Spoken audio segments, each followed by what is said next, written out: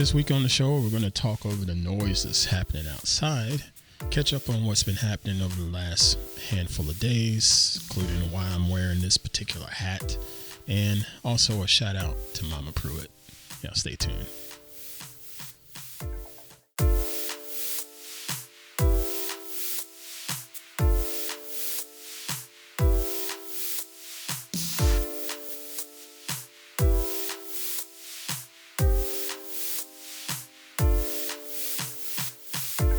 Hey, what's happening, everybody? I'm Ant Pruitt. This is Everyday People, doing everyday shit on whatever podcast app you enjoy, as well as streaming live here on YouTube. Hope y'all doing well. I am unbelievable as always. Bit of a hectic schedule-ish. Well, not, I shouldn't say hectic, but a different, challenging schedule for the week. But it's all good because we can handle that damn thing. Know what I mean? Thank y'all for being here, listening to us each and every week on whatever podcast app you use, as well as telling other folks about the show. Got the live stream going, and got the live chat going, and I see some super chats have popped up in here already before the show even started. Let's see here. First one up. Let me see if I can put the screen up there. There we go. First one come in, $5 super chat donation from Cinder Fractal. Thank you very much. And then we have Tanya Wyman. She's in here. $5 super chat donation from her as well. So she gets a ching ching too. So thank you, ladies. I really do appreciate y'all being here live. And I know this is at a different hour of the day, and it can be challenging. I also see Ozone Nightmare. He's in the house too. Good to see you, brother. I'm probably interrupting your workday because I know you get super busy. Anyway, so this show, for those that are catching this for the first time, we get together and we just talk about random everyday shit. We don't really do all of the hype and so forth that other podcasts do.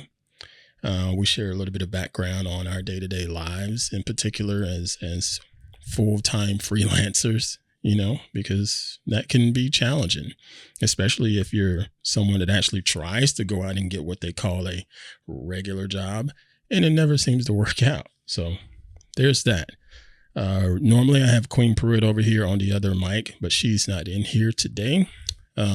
She's in the room in there watching TV. If you're in the Patreon community, you know that I mentioned that she wasn't talking to me. Well, I found out why she's not talking to me, and I've apologized for that. Total misunderstanding on my part. It's all on me. Didn't mean to upset her, and it's about it, you know. So, but she's doing fair. I'll say that she's doing fair. Things are a bit frustrating on our end when it comes to the job search and the income and lack of income and stuff like that. You know, the shit that regular everyday people deal with. You know, that's life right now. As she said before, life be lifing. But we're going to power through, continue to be resilient, and move forward. So yeah, that's normally how this show goes. But let me go ahead and get started with a recap of what's been going on my end, since I can speak for myself. So last week I mentioned starting a new gig as a chauffeur, a limo driver. And for those of you watching the video, you notice I'm wearing a flat hat. And I did not, let me go ahead and be clear, I did not have to get a flat hat. I mean, hats are part of the chauffeur uniform. There's 3 different hats out there. And I decided to go ahead and get a flat hat because the nature of said job is sometimes I'm going to be standing beside the car in the sun. And, you know, y'all know I got this chrome dome. And if you look right there at the top of my chrome dome, I've already started peeling because I spent probably 20 minutes outside shooting 7-on-7 football without a hat before I realized, oh crap, the sun's out. Yeah, so I got to take care of my head. You know what I mean? Live chat is just going off. It's so funny. Tanya Wyman says she has no idea how these rankings work. Well, inside of YouTube right now, they have a new feature for people that watch live streams, you get this little icon right next to your name. She has a crown and a 1. Cinderfractor has a crown and a 2. Ozone Nightmare has a crown and a 3. And what that is they call that super fan ranking or something like that. And it's just based on activity that's happening within the stream. That's all it is. There's no prioritization or anything like that. Cinderfractal says Miss Queen sends hugs. All right, I'll let her know. I appreciate that. Cinderfractal also mentions the Saturday shoot that I was a part of. Let's see. So that shoot, I'm not sure if I can talk about it. But it was a local shoot and it went fine. I sort of expected it to. It wasn't a big thing.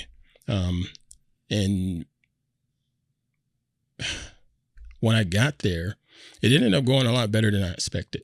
It was a lot of times these things, they put you down for a day, which is usually 8 hours.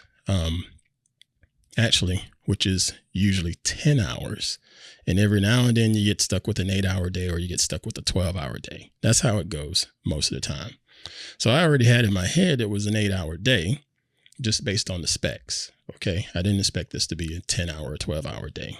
But lo and behold, it ended up being a lot shorter. It ended up being maybe 3, if that.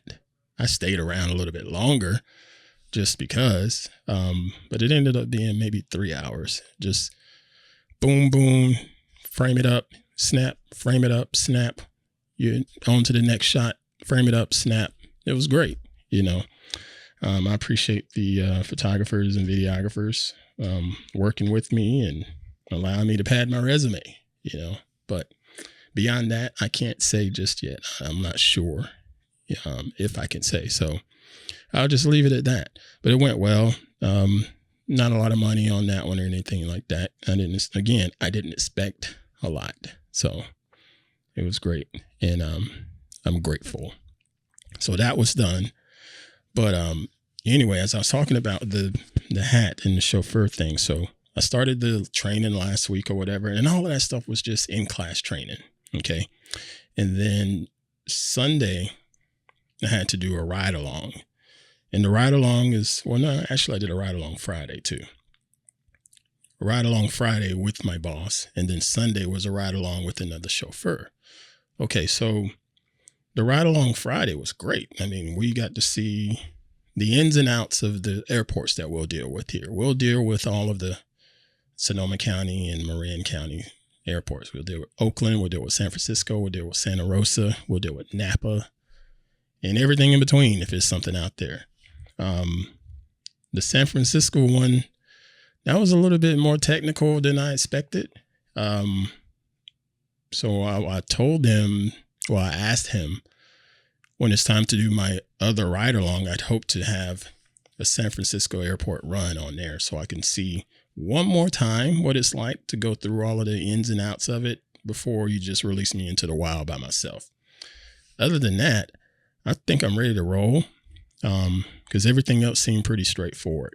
So Sunday, I had my ride along with the other chauffeur, and we didn't have any San Francisco airport runs, like damn near all day, none.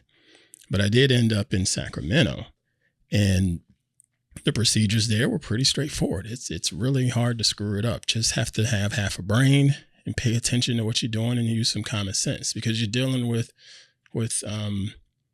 customers and people that paid money. And I don't care if they paid a lot of money or a little money. They paid money. So you need to treat them a certain way, treat them the right way and give them their money's worth and then some. So that's the approach. And that the day went well. We had the one pickup at the Sacramento airport. Had a long ride from Sacramento to Napa because we had to go through all of the mountains and all the winding roads. And it's pretty, just slow, But the client, they didn't mind because they were being chauffeured around and just sitting in the back and comfortable and having their snacks and just relaxing as it should be. You know what I'm saying? But then I also had this group that we had to pick up on a bus. not a big bus, but one of the smaller buses, the Sprinter, not the smaller buses, the Sprinter vans. So we picked that group up, and that one was fascinating. Y'all folks here in the live chat, y'all probably are a lot smarter than me. Actually, I know you are. Have y'all ever heard of the Bohemian Grove? Have y'all ever heard of that? I've heard of it, but sort of dismissed it, didn't really think much about it. Well, we picked up a group from there Sunday, and you want to talk about the elite of the elite when it comes to dollar signs in their wallets? Yeah, it was it was some rich folks up in that place, man. Good grief. And the thing is, that event, it's only there for like 2 weeks out of the year, and then they shut it down.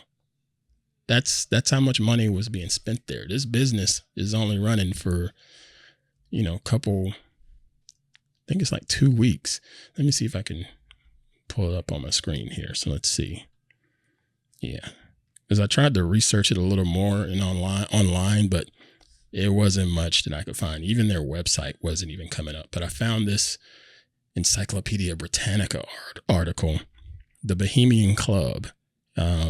Bohemian Club is an elite invitation-only social club founded in San Francisco in 1872 by a group of male artists, writers, actors, lawyers, and journalists, all of whom are wealthy, had some measure of fame, and were interested in arts and culture.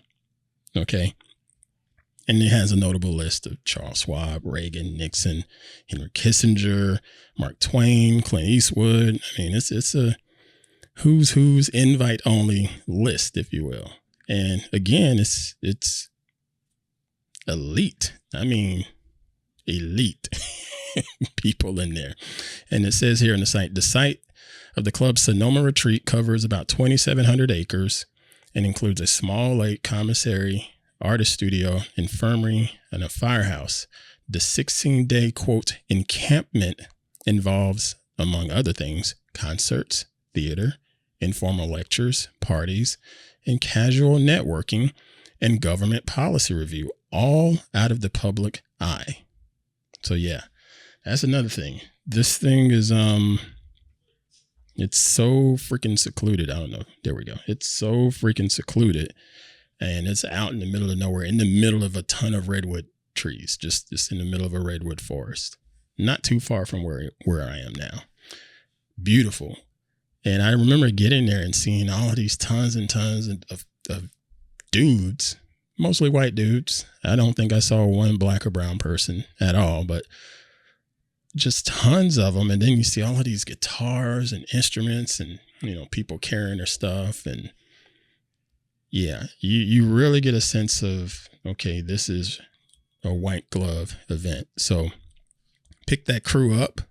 Very kind and polite people. I got nothing bad to say about any of the people that I came encountered with. They was very polite, and, some of them sort of standoffish to themselves, which is fine because that's typically my job. I'm just there to make sure we get them loaded up into their place safely and comfortable.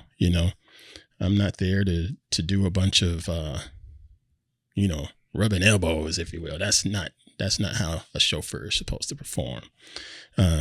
Cinder Fractal. No, Tanya says, I think Dvorak just mentioned going there once. Yeah, he probably did.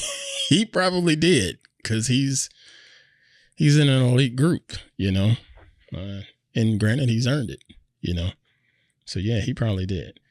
But yeah, the folks that I dealt with, they were fine. They were great. And the staff, they were great. But it is definitely a machine.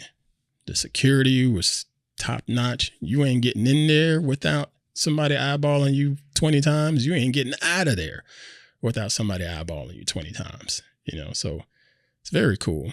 But we packed them up in this Sprinter van and headed back to the Santa Rosa airport, but we put them on their private planes. So yeah, nobody's riding commercial in that thing. Yeah, we driving the car all out to the tarmac and letting them up to their private planes. It is elite. Oh, but I enjoyed it, and I look forward to more experiences with these people that are paying us and giving them good service. I've about got my workflow figured out with that, as I mentioned last week, and I think it's going to be fun.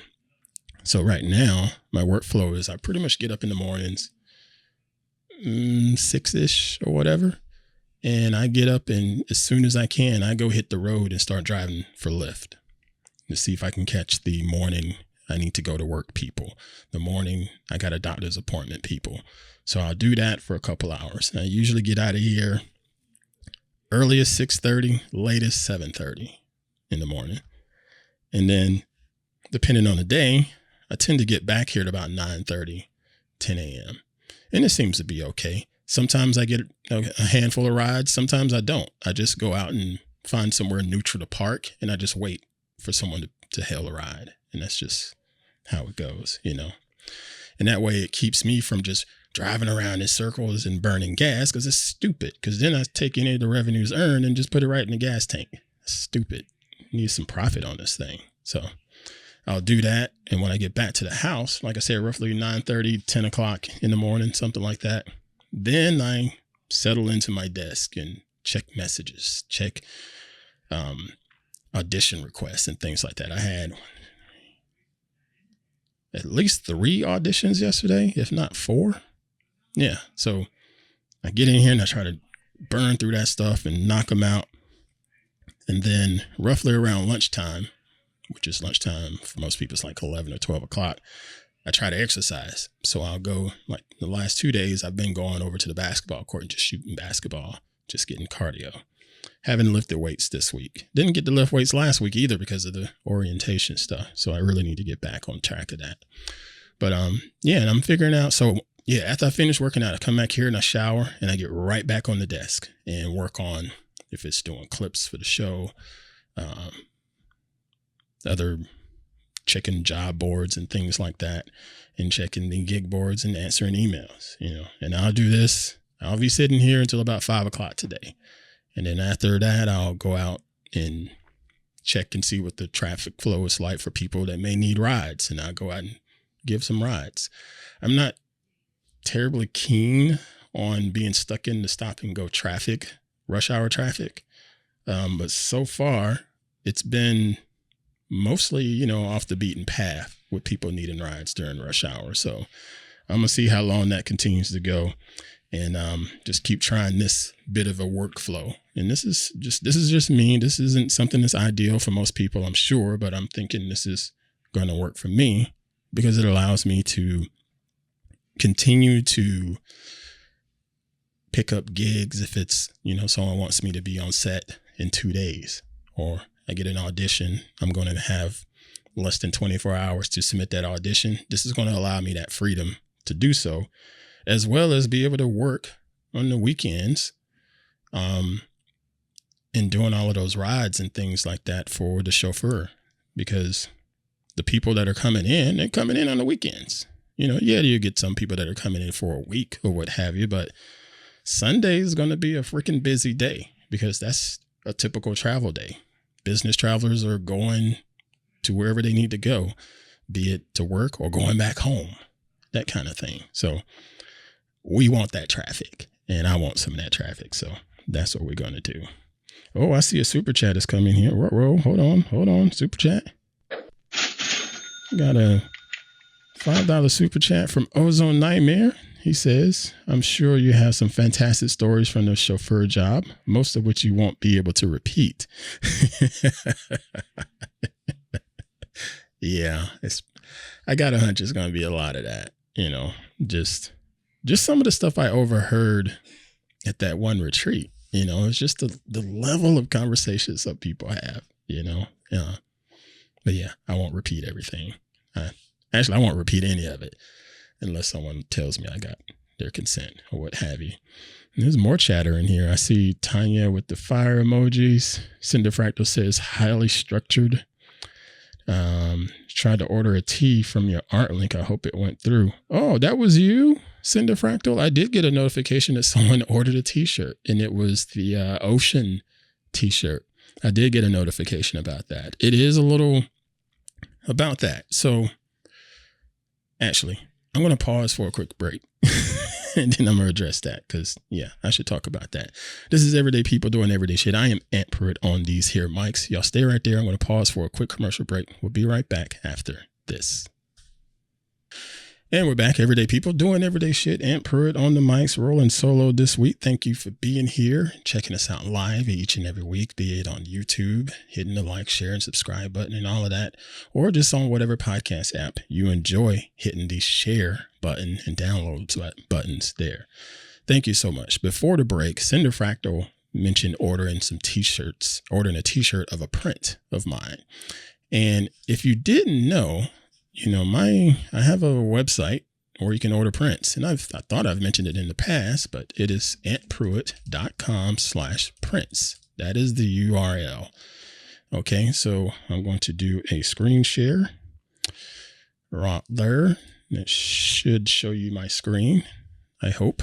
So yeah, you go there and you get to see all of my artwork here that I have for sale. If you want to get something to print it and put it on your wall, I got you covered. Okay. But then there's some other options here. You have canvas prints, you have posters, metal prints, acrylic prints. Metal prints, depending on the photos, are absolutely beautiful. I don't recommend a metal print for this particular shot, but yeah. But then you have all of these other things down here. You have duvet covers, you have tote bags, you have greeting cards. Greeting cards are pretty popular. People buy the greeting cards quite a bit. We also have puzzles. I don't know why this one doesn't have a puzzle showing on it, but there's also jigsaw puzzles available. Now, Cinder Fractal, I got a notification that you ordered a t-shirt for this particular print. I'm not sure why I don't see it as an option here. But yeah, in general, there's a bunch of different things that you could order for the different prints that are here. And what happens is you put in the order, they'll print it on demand and they'll put it on whatever shirt that you select and size and so forth. And then they'll send it to you. And then after you get it, then they'll pay me, But even when you place the order, it's not like an instant notification for me. I think it's just another way of them verifying that people are sure, because it's about like the thing left in the cart syndrome. I don't know, but I'm fine with that. Either way, it works out well for me. It's decent. It's a decent way to have some extra income coming in. I don't push it as much as I should, probably because I know a lot of people don't do prints anymore. They just don't appreciate them as much as I do or others do. But yeah, antpruitt.com/prints, and you can check out all of these different images here. Yeah, it should show jigsaw puzzle on here too. Like I know there's a puzzle available for this particular print. As a matter of fact, hold on.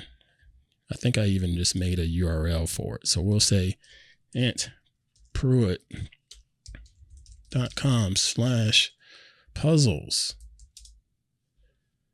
And there we go. Yeah. So now we have the prints that have jigsaw puzzles available to them. The Skyfire. I know that is a horrible idea, but I think this is an actual challenge for people. That's why I put it there, because there's so much dark and, black spaces on this puzzle. But I think that might challenge people. So that's why I did it. And before I left Twit, I sent them a puzzle just like this as a challenge for all of them to put together. I don't know if they've ever put it together or not, but yeah. So you can also get puzzles in addition to a whole bunch of other stuff. Either way, just go to antpruitt.com/prints. That's PRINTS, in case my English is horrible, or antpruitt.com/puzzles. Cool. And Cinder Fractal, thank you so much for your order. I do appreciate that, ma'am. I do. Like I said, the notifications are a little bit delayed and slow, but it's fine. I trust them. They do a good job. And the people that I know have ordered prints from me, I've not had one complaint about the quality of the print. Just, they do a really good job. And the pricing on these things, let me be frank with you. The pricing on those prints, I set the prices. Okay, they have a base price, but I set the price for far as what my profit's going to be. And you'll see some of them are going to be higher and lower than the others. And I have my reasons for why some images are more expensive than others, you know. But that's part of the gig of being a freelancer. You know, you got to know where your profit lines are going to be when you're doing different things. So, yeah. Ozone Nightmare in the chat says, I got the black and white fog Golden Gate on the metallic paper, and it looks amazing. Oh, thank you, brother. Yeah, I remember you ordered one of them. I didn't know it was on that. And then you also mentioned I managed to go on to Adobe Max this year, so he's jazzed. Oh, you're going to Adobe Max? Nice. Adobe was in the news today, by the way. Yeah. Cinder Fractal says, yes, know your worth. Yeah, that's the thing. And a lot of people in the photography space that I speak to, especially the younger people, they struggle with that. They just want to do the work and give their stuff away for free, which is fine. And I've told a handful of them, you know, you can do that, but you're not helping the rest of the community out, you know, because now people are going to expect all photographers to work for free. And that's not how that should work. You know, you can give some things away, but you don't give it all away, because you have to value your time, and you have to value the fact that you are making investments into your equipment, you know. But to each his own. That was just my bit of 2 cents on that. Who was it? I was on Nightmare. He mentioned Adobe. They were in the news today. Now, this is a little technical for most folks out there, but I thought it was cool to see. They made an update inside of Photoshop, the remove tool. Let me see. I'll play it here briefly. Do this here. Button works. There we go. So let me show you what the problem was and how it's been fixed. So it's the So remove first and tool foremost, the remove tool in Photoshop has the ability to use auto, which it may or may not use generative AI all the time, or don't use generative AI at all. And that's the thing. And if you have a lot of AI tools built into Photoshop now, which is then chances are or even on so far. Chances are it may or may not remove your item instead by replacing it. So for example, the old Photoshop, I want to remove this guy's hands in this jar, sometimes would do this. It would actually remove them, but then replace it with something new. And that's not what I wanted. Yeah. And I've seen that happen a bunch of times in some of the things that I've been trying to manipulate, if you will. And I haven't done anything super extensive like this particular image, but on some of the smaller, simpler things, I'm like, why did it put something else there? It's totally nonsensical. It didn't make any sense at all. So let me continue a few more seconds. So now, here. Thanks to the new remove tool, I'm going to use generative AI on. And now when I go in and shout out to Mr. Terry White. Area, make sure I get it all. Yep, and the tool is easy. You literally just paint. If you leave some, then that definitely signals the tool that you want to replace something. So I'm going to make sure I get it all so it doesn't think I want to replace it with something new. I'll let go. And you let go, and then watch this. We'll just let it calculate. Boom, gone. And just like that. And that's beautiful. I mean, the wood grain is lined up great. This little tongs tool or whatever, none of that was affected. This looks freaking natural. It actually removed it. Didn't replace it. Didn't put something new there. It did what I wanted. It acted like somebody picked it up. And it's also got better with making selections. So remember when we first started out, you would basically make a selection of what you wanted to remove. Now this was fascinating to me. And then you would use the prompt with nothing in it and then click remove.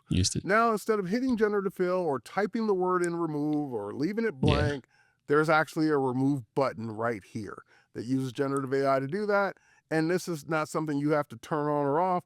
It's just there, and it uses generative AI. And it did a damn good job on that. To remove instead of replace. Now, I want to point out something here, because I've seen this break in the past for me in some instances. So I've paused. And you see on the screen, he's made this selection around this hunk of cheese, right? But that selection also captures this other piece of cheese, just barely. But he's wanting to only remove this piece of cheese back here in the back. In the past, you really had to be freaking precise to make sure you selected only what you wanted to select and have removed, which meant going around the corners of these grapes like that, you know, gracefully. But yet when you hit remove, every time it's gone. That cheese is still there. It didn't look like it was touched at all. Look at the grapes. They still look the same. I mean, I didn't pixel peep and zoom in at 200%. And yeah, it's probably weird to see that this one here does look like it's propped against something, but at just an initial glance, that looks great. That looks absolutely beautiful and would totally work, you know. And yeah, I see in the live chat, Ozone says the grape needs a little shadow. Yeah, a little shadow is missing right there. That's why I say that you have to really look for that kind of stuff. Most people not looking for it. If you just think about all of the shitty videos that we see out there, the AI videos that people are just falling for, yeah, they definitely are going to miss that this grape doesn't have shadows up under it. You know, you and I will see that, but also you and I seeing that, we know how to put the shadow back right there to make it look more natural, you know? So I'm impressed with that. So I wanted to, let me see if I can get Photoshop on my screen. I thought I'd pull it up for the show and try it out. I thought I did. Yeah, I did have Photoshop open. Here it is. So let me share my screen one more time. Now this is a random shot. This is a total random shot. And this was something that I would have used for a thumbnail or something like that, more than likely, based on the file name. I probably use this as part of a thumbnail. So let's say I just wanted to remove the microphone. In the past, if I try to remove this microphone, it would end up putting like this gray color skewed in there some kind of way. And then you see the microphone is also covering up my chin a little bit. So then it would also cut off my chin or make my beard look weird. So let's see what happens here. And I've not played with this yet, so we're going to see. This is going to be live. So I'm going to hit J on my keyboard to go to the remove tool, or just go over there, remove tool. And let's see what happens. So the mic is overlapping my chin. I just want to remove the microphone. Let's see what happens. And even the microphone has stuff in the background because it's not a fully solid object right there. All right, so it did remove, but it stuck a shadow there. Let me try it again. Let me see if I can do a little bit better selection. Like this here. Get all of that. Now let's see what it does. Okay, that's better. That's better, but my chin is still screwed up. Zoom in, my chin is still screwed up. I've seen a lot worse. So it is some progress. Maybe if I take the size of the brush down a little bit, zoom in on it, do it like this. Let's see what happens. Zoom in.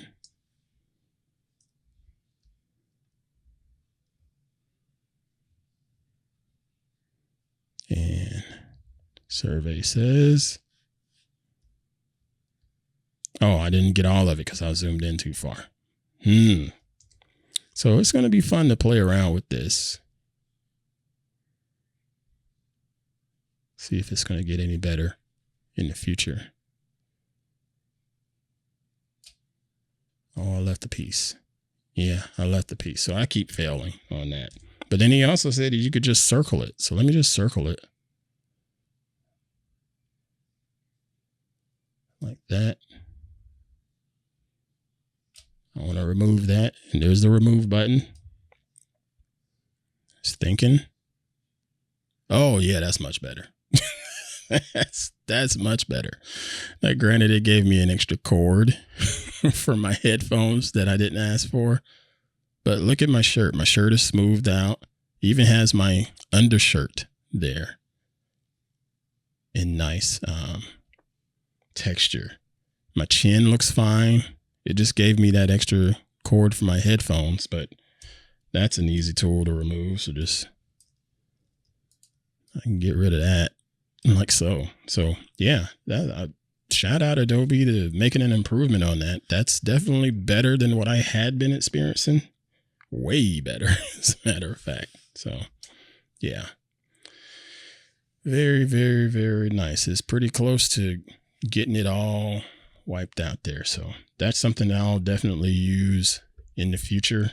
Because like I said, for thumbnails, that I take images like that to put into the thumbnails for the show. So I'm always removing the background, or always having to make sure to fix like the reflection. Like if I turn my head right here like this, if you're watching on the camera, you can see behind me through the lens. So I have to make sure I capture stuff like that and remove the color of the wall behind me so it doesn't show as a white spot on the thumbnail. I have to take a few minutes of work to do that. I shouldn't say work. It's not work. Take a few minutes of fiddling, if you will. So anyway, I'm going to get out of here. I don't want to hold y'all up much longer. I did have some stuff to talk about. Actually, I'll pull up one of the things and ask y'all about it. Get your 2 cents. Hold on. Let's see. Where is that screen though? I don't see that screen. Oh,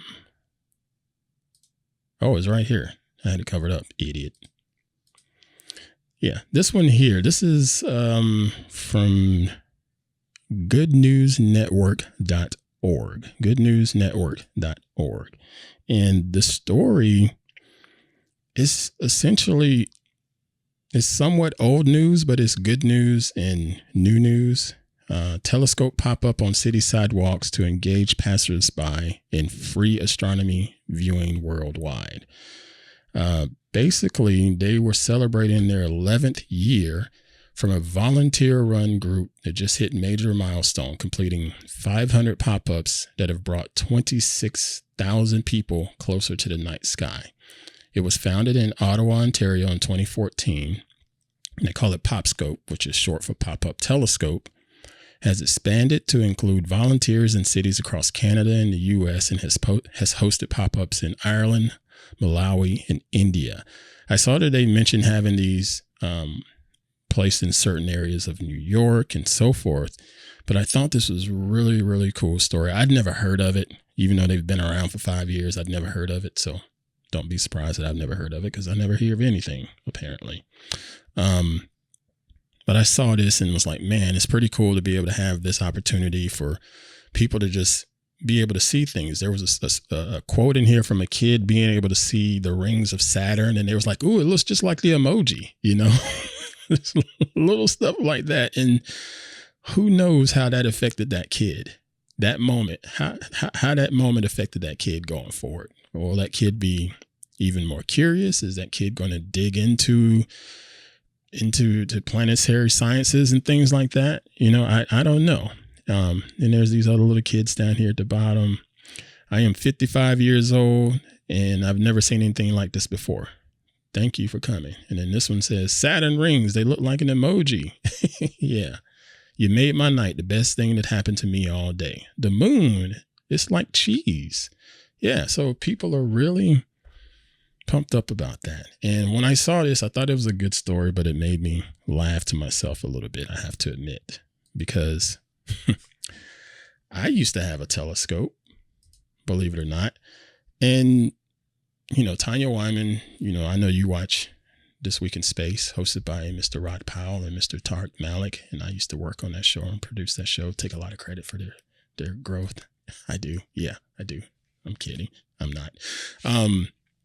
I've said on that show, I'm not interested in space like they are, but I enjoy their show, but I don't do the deep dives and stuff into space like they do. I just don't. More power to them. But as a kid, I remember wanting a telescope because I saw the stars in the sky and I saw the moon and wanted to be able to see that stuff. And then I found out, There's a such thing as a telescope. Oh, I see a super chat just come in. Hold on. Dang it. I'm so sorry. Super chat here in the house. That comes in from Ozone Nightmares with a $5 donation. Thank you, brother. He says, I may experiment with doing some vlogging by renting a DJI Osmo Pocket 3 at max. Pretty cheap to rent. So if I'm a complete train wreck, no big deal. Hey, bro, let me tell you, I'll come back to my telescope stories momentarily. As far as that goes, you don't have to rent that. You probably have another iPhone sitting around that has really good stabilization. Get yourself a mini tripod and use that iPhone to record your stuff. And you can use the standard app, video app, or you can download the free Blackmagic video app, which is really good, and use that. Because I'm sure you have an old phone sitting around. Try that out. Try it out around the house because the stabilization is going to be fine. Even with using something like the DJI Osmo Mobile, even with using something like that, it's stable, but you can't be a jerk. You can't be walking hard and stuff like that. You still have to do the ninja walk or somewhat close to a steady, smooth walk for it to stabilize. Okay, so that's my 2 cents to you. If you want to try it out, you know, you're free to do so. But I highly recommend if you have a phone that's already just sitting around doing nothing, that's probably just as capable, repurpose that shit, man. Okay. All right. So back to the telescope thing. I remember being interested and then realizing, telescopes exist. And of course, nobody in my family had one. So not a soul. And I remember asking my mother for one, which was ridiculous. Like, why in the world am I asking the woman that's working 2, sometimes 3 jobs for a damn telescope? You know, and it's just selfish kids, man. So I remember asking for one for Christmas. And turns out I did get a telescope. I got it. And I had said telescope for, I believe, let's see, how long did I have that telescope? Let's say 3 days. Yeah, like 3 days. So you get the thing on Christmas morning or what have you. You see the box and all of that. And in addition to the telescope, I had other toys. So the telescope was, not a priority at the time because I'm sure I had some Transformers and He-Man and G.I. Joes and all of that stuff to play with. And then getting other presents from my grandparents and cousins and so forth, So it was like 3 days worth before I even got around to said telescope. Heck, I might have even had a bike or a skateboard, something. I just remember at the time, other things took priority over the telescope. So when I made the time to finally unbox said telescope, I remember being in the apartments that we lived in at the time. This is how long ago it was. This was before my mom's moved us into the house that she was renting and then moved us into the house that she built and still owns now. We were in this little apartment and I put the telescope next to my bedroom window upstairs and thinking, all right, this is going to just be great. I'm going to have the best view just shooting right through my window. The sky is right there. It's just going to be awesome. So excited. And I can't remember exactly what I did, but I was turned around away from the telescope. I guess I was doing something on my bed, picking up something on my bed or putting something on my bed or what have you. And I went to turn back around towards the telescope and I slapped it, like, bam, totally slapped that telescope. Even though it was on a tripod, I hit it hard enough to knock said tripod over. Okay. And when I knocked it over, there was no carpet in my bedroom. We lived in the cheap apartments with these hard tile floors, like damn near ceramic, super hard. That telescope, I saw it fall bam, it hit the ground, and the front of it, the front elements or what have you on it, just flew off and rolled out the door. That didn't roll down the stairs, but it rolled out my bedroom door into the hallway. And it was 2 pieces. I go over there and I pick them up. Nothing I could do. It was not going back on that telescope. And yeah.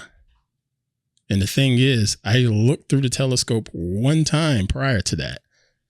And when I looked through it, I couldn't see squat. Why? Because it had a piece of plastic film over the eyepiece that I didn't see just from looking at it from, regular distance.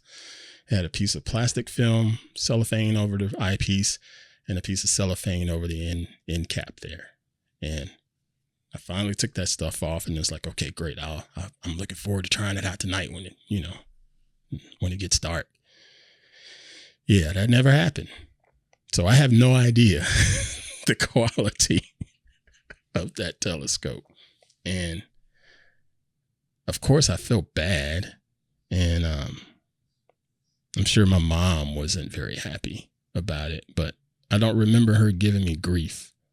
You know what I mean?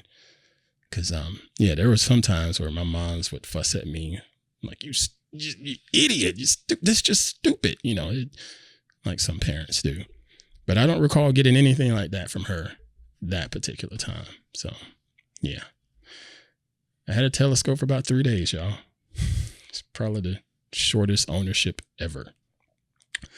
All right. That's going to do it. I'm going to call it a day. Tanya says, oh, damn, in the chat. And I was on Nightmare says, oh, man, I have a story that rivals that one, but it's way too long to type out. It'll be part of his audio feedback. All right, brother, I look forward to it. Cinder Fractal says she built the house. Wow, amazing family. Well, she didn't build a house, but that was the house that,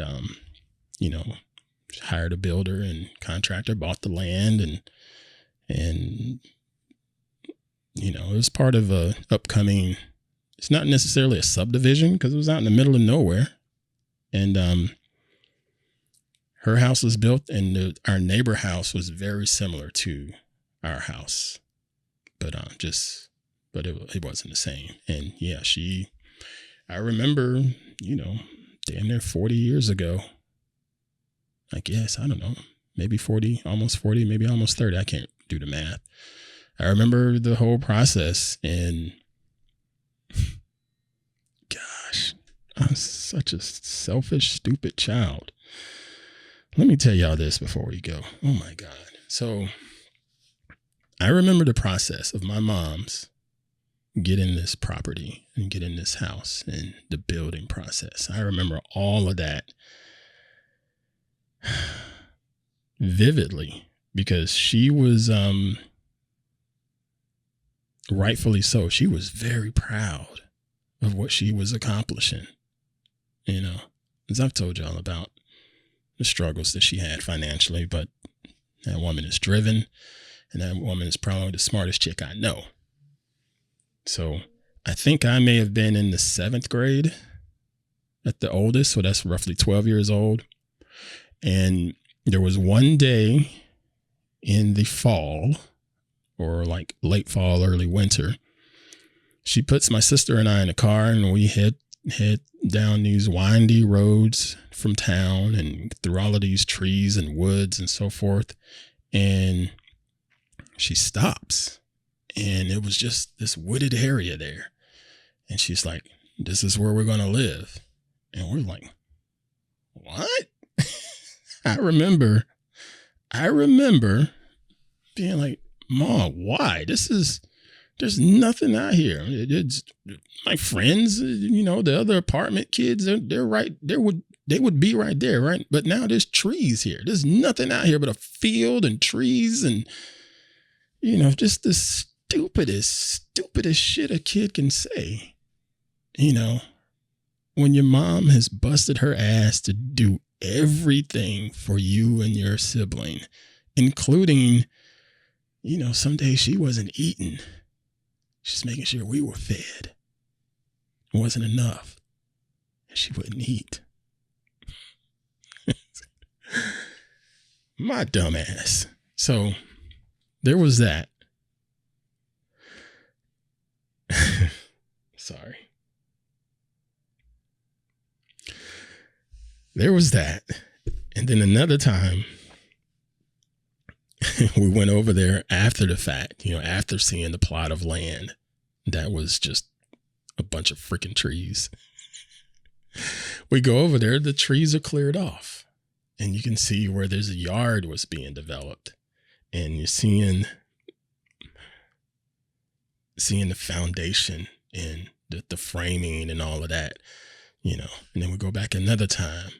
A little more progress is made. So we're actually able to go inside of the framing of the house. And she's walking us through. She's like, this is the living room. This is where the living room is going to be. And this is where we're going to eat. And this is where I'm going to have this wall knocked down because this wall isn't supposed to be here. So I'm going to tell them to knock this wall down, just walking us through this stuff. And even then, selfish me, I can't speak for my sister. I don't know if she was thinking like this, but I know I was thinking this, and I know I said at a time of 3, just, well, who else is going to be out here? Who we going to play with, or who we going to, shoot ball with? And because at that time I used to run around in the apartment complex. We used to race, just ride bikes and race, because that's what boys did. Just athletics, competition, but out there was nobody out there. So I'm like, who am I?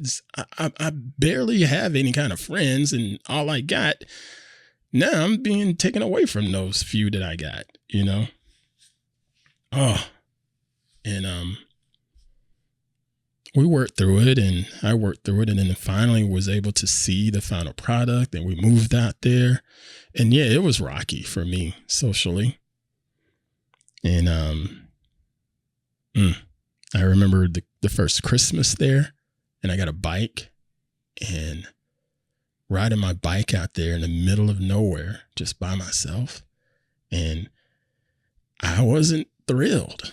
I wasn't, because it's just like, dang, I have to do this by myself. But, I eventually learned, okay, enjoy my own company. But at the time, the selfish kid in me was like, dang, my kid friends over there at their apartment, they're probably out riding their bikes together and racing.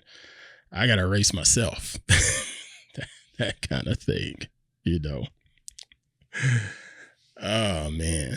But eventually I got through all of that and definitely found out that I am very happy with the company of myself and quite comfortable with my own company, and learned a lot.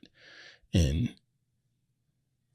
I apologize for shit that I said back then. I don't think I ever did. So I'm going to do it now. I apologize to you, Ma, for that attitude as a kid, knowing the sacrifices that you was making.